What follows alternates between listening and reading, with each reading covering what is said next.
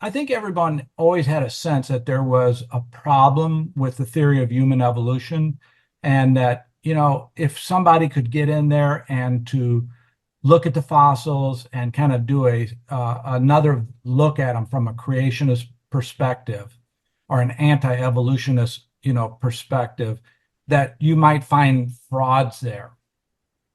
And 27 years ago, my wife and I started that process. We started some film companies and we started interviewing scientists all over the world, including like Dr. Don Johansson, scientists in South Africa, Europe, probably 40 scientists in all. And also then we were allowed to film and photograph the fossils. No one knew at the time that we were questioning evolution.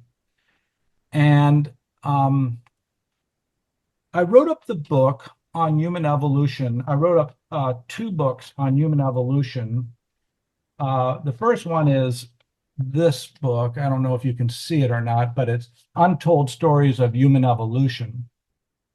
And it was basically, it just came out. It's basically a book that covers the ape-men that were created out of ordinary animals like pigs and dolphins and horses and things like that.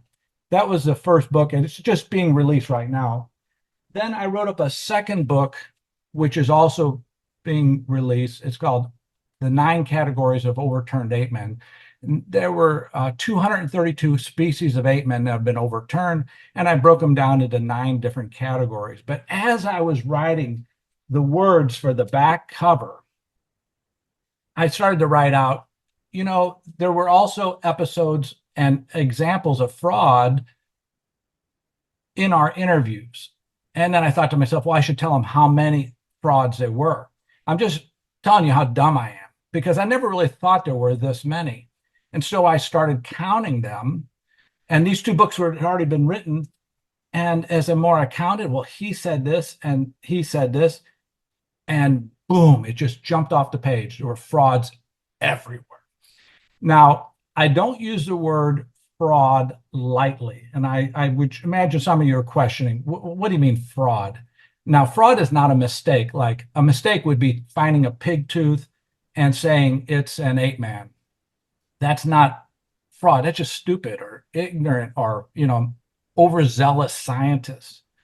But a fraud is knowingly and purposefully misleading, that what you're saying is a lie, that that you're altering a fossil and it's really not justified, that you've changed this diagram. And I was just shocked when I got up to 150, because we had already written these 2 books. The bulk of these are in the video series, which you can watch online at thegrandexperiment.vhx.tv.